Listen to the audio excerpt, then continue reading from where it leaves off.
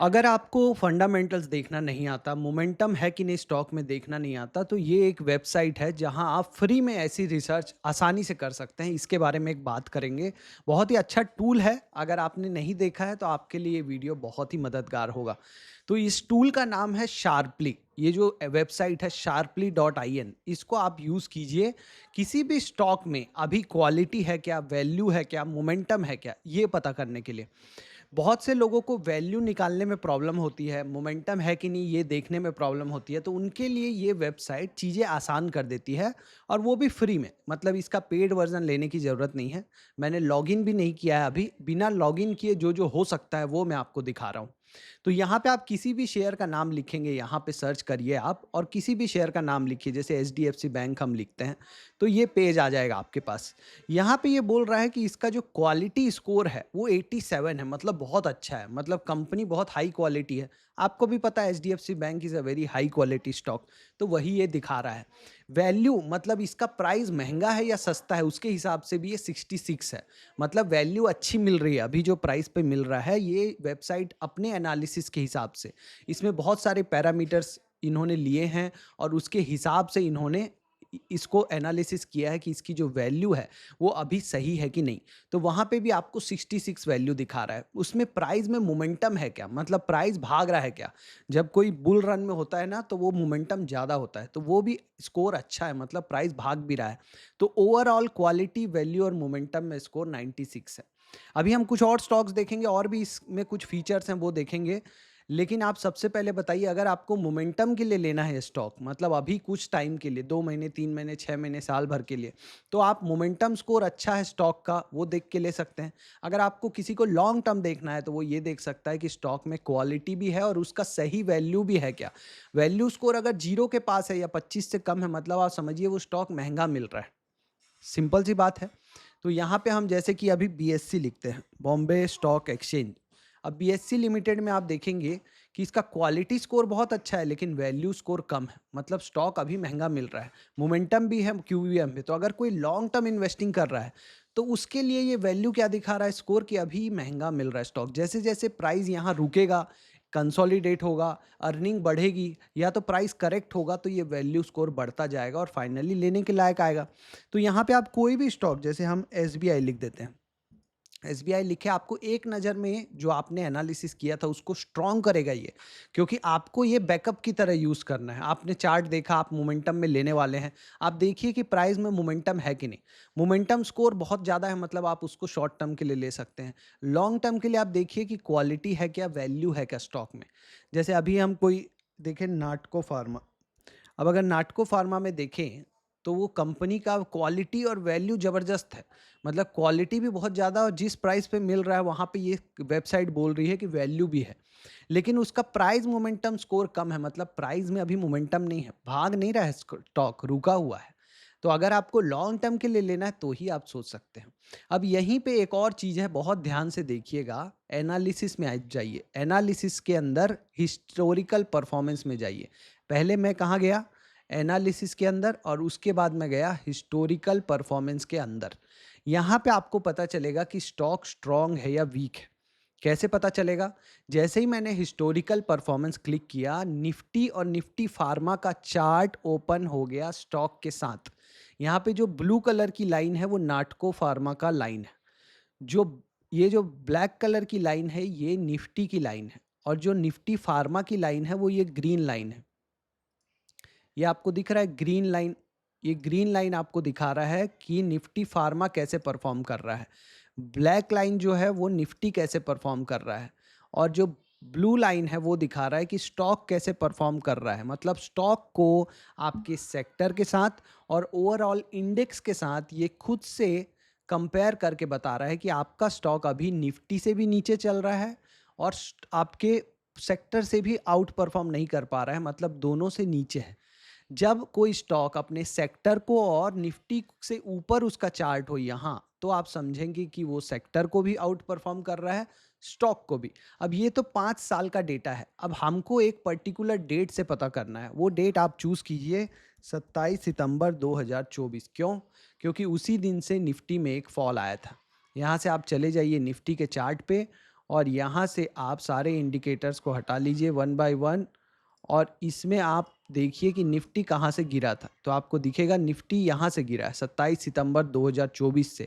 यहीं से अभी भी इसमें फॉल आ रहा है, मतलब ये इस लेवल को तोड़ नहीं पा रहा है। तो ये डेट बहुत इंपॉर्टेंट है 27 सितंबर 2024 का।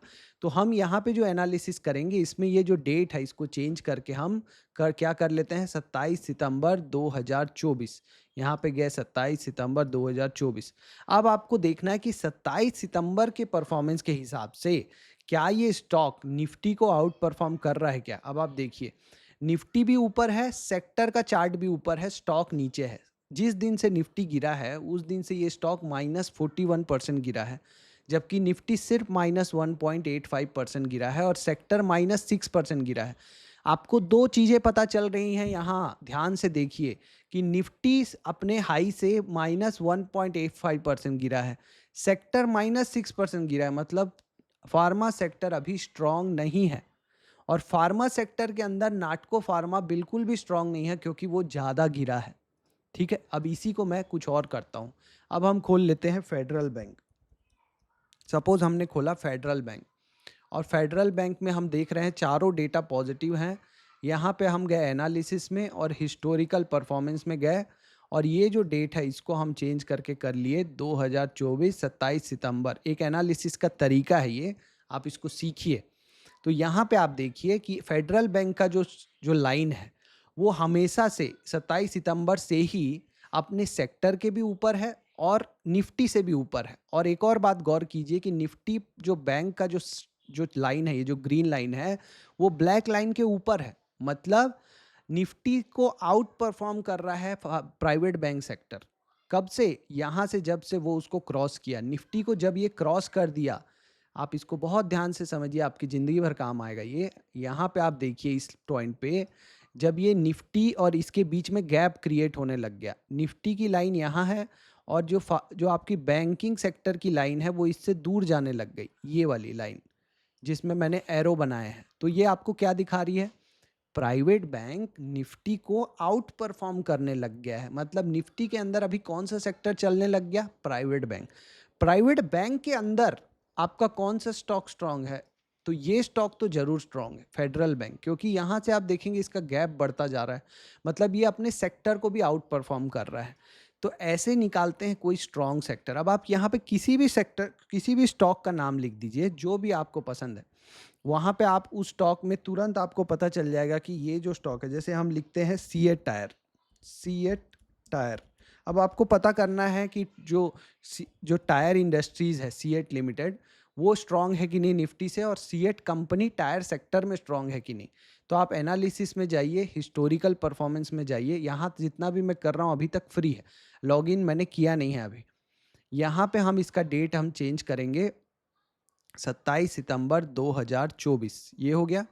और यहाँ से क्यों कर रहे हैं? क्योंकि निफ्टी उसी दिन से गिरा है। ठीक है, यहाँ पे आप देखिए जो इसका जो ऑटो कंपोनेंट्स का जो सेक्टर है वो निफ्टी से वीक चल रहा है, निफ्टी के नीचे चल रहा है। लेकिन ये जो स्टॉक है सीएट लिमिटेड, ये निफ्टी को भी आउट परफॉर्म कर रहा है, सेक्टर को भी आउट परफॉर्म कर रहा है। लेकिन ये स्टॉक कब लेने लायक अच्छा होगा? जब इसका सेक्टर निफ्टी को क्रॉस कर देगा।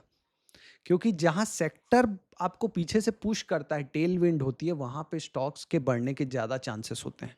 तो ये जो एनालिसिस का तरीका है इसको आप उसी तरीके से समझिए। किसी भी स्टॉक को बाय सेल रिकमेंडेशन मत समझिए, उससे आपका कुछ फ़ायदा नहीं होने वाला। आपको 30-35 साल 40 साल स्टॉक मार्केट में काम करना है, एक दो स्टॉक से आपको कुछ नहीं होगा। ये आपको ये प्रैक्टिस, इस जो टूल है शार्पली, इसको यूज़ करना है। मुझे ये पता चला जब ये शार्पली टूल, तो मैंने सोचा आपके साथ साझा करूं, आपको बताऊं कि ये एक अच्छा टूल है जहां पे आप एनालिसिस कर सकते हैं, बहुत कुछ एक्सप्लोर कर सकते हैं। पेड वर्जन की ज़रूरत मुझे लगी नहीं, मैं फ्री वर्जन में ही बहुत कुछ मुझे मिल गया।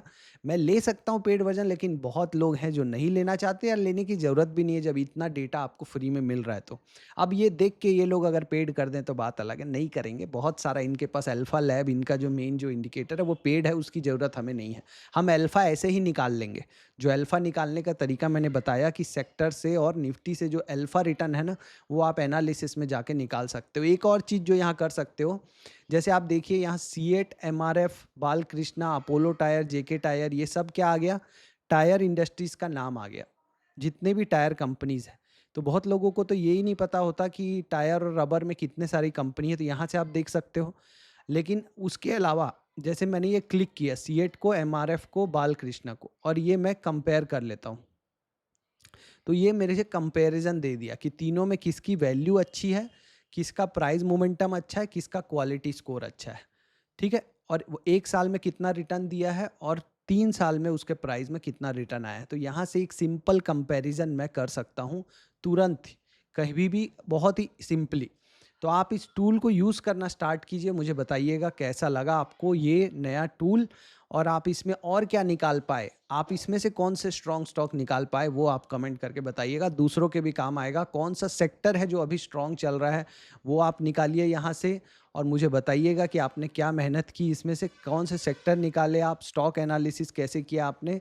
कोई या डाउट हो तो भी आप पूछ सकते हैं। अच्छा प्लेटफॉर्म है, यूज़ कीजिए, आपके काम आएगा। All the best.